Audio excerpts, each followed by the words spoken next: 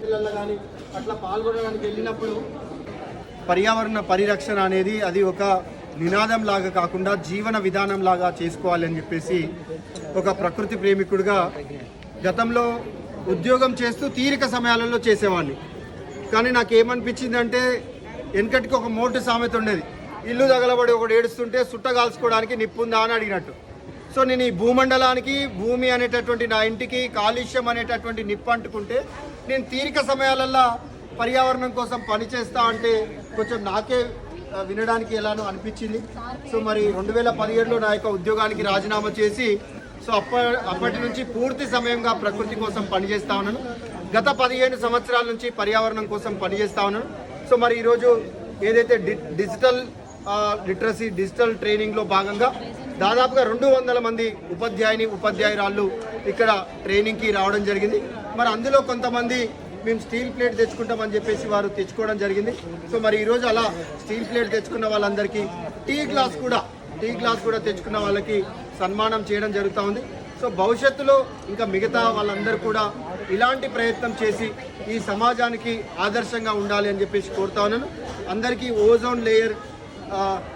Ozone day సందర్భంగా ప్రతి ఒక్కరికి కూడా అభినందనలు ధన్యవాదాలు తెలుపుతూ మనం ఈరోజు నేను ఎప్పుడు చెప్తా ఉంటాను, అందరు భూమిని తల్లి అనమంటారు, భూతల్లి అంటారు, కానీ భూమిని తల్లి అనకండి. ఎందుకంటే ఈరోజు తల్లిదండ్రులను చూసేవాళ్ళు లేరు. సో పాటలు పాడతారు, తల్లి మీద తండ్రి మీద పాటలు పాడతారు, ఉపన్యాసాలు ఇస్తారు, కొటేషన్లు పెడతారు, కానీ అది కాదు. కాబట్టి మనం ఏం చేద్దామంటే నేచర్ని భూమిని పిల్లలు అనుకుందాం. పిల్లలైతే వాడు 10 సార్లు దొడ్డికి పోని మంచిగా చిచ్చి కన్నా పొన్న అని చెప్పేసి కడిగి లంగోటాలు వేసి, కాకపోతే ఈ మధ్యన డైపర్లు వేసి ముక్కు మూసుకొని అవతలేస్తూ ఉన్నారు.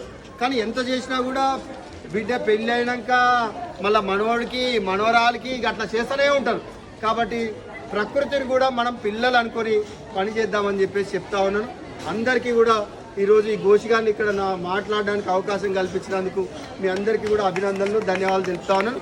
వాలంటీర్గా రావాలి, అయ్యో ఎందుకు ఈ సన్మానం అనేది అనుకోవద్దు. ఇది నలుగురికి తెలవాల్సినటువంటి అంశం. స్కూల్లో మాత్రం మేము కంపల్సరీ ఈ ప్లాస్టిక్ని యూజ్ చేయడం పిల్లలతో కానీ పిల్లలకు కూడా ఎవరిని కూడా ప్లాస్టిక్ బాటిల్ తీసుకోకుండా చూస్తాం.